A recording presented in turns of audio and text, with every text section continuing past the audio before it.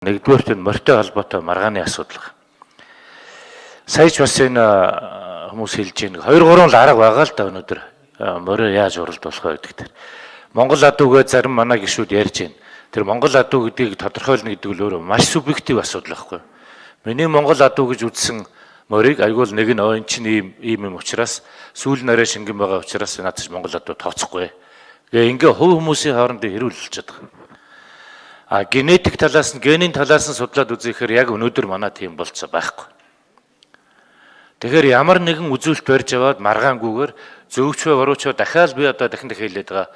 Олон муу хувилбарууд дотроос хамгийн гайгүй хувилбарыг сонгож байгаа нь энэ одоо стандарт тогтооно гэсэн юм орж ирж байна гэж ойлгож байгаа. Энэ зөв юм болов уу гэж би бодоод байгаа. Өөрөөр бол энэ маргааны цаана гарах арга өнөөдөртөө байхгүй байх шиг байна. Тэгэхдээ стандарт гэж юу юм бэ гэдгээ тэр одоо яам нь гаргадсан байгаас одоо энд яамнаас оруул хөдөөж яам нь гаргадсан байгаас одоо оруулж ирсэн санаагаар бол сэрвэний өндрөөл ярьж байгаа юм тийм ээ гол үзүүлэлт.